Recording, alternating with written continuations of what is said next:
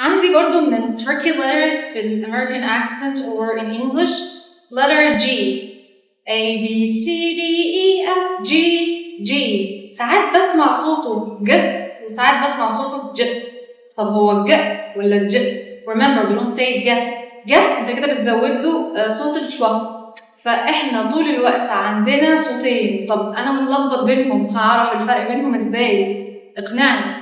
هنيجي هنا التريك بتاعتنا طبعا اللي هي الصورة. هنقوم فاكرين على طول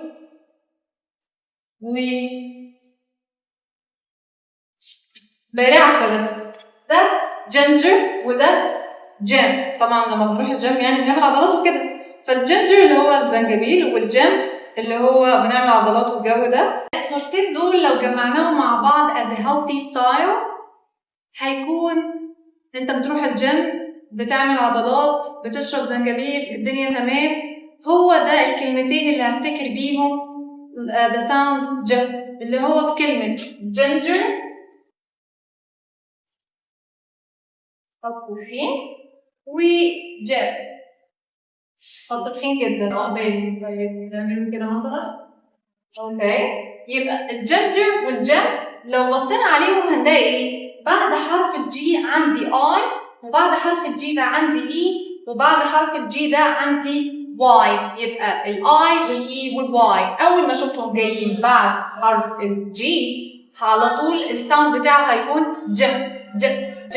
اوكي فخلينا فاكرين ان الصوت بتاع letter G ج ج ج بعمل ايه؟ بقول صوت الده الاول فما بقولش ج على طول، لا بقول ج ج ج. عكس بقى اي كلمه تانية مش جاي بعدها اي او اي واي. وطبعا خلوا بالكم في استثناءات كتير وشواذ كتير بالقاعده فبرضه ما تبقاش رول ثابته. زي مثلا كلمه good. لو انا عندي كلمه good انا مش هقول good، لا طبعا هقول good. عندي مثلا كلمه girl في اي اهي بس ده exception ده استثناء اهي بعدها اي بس تتنطق بصوت الج فنقول girl.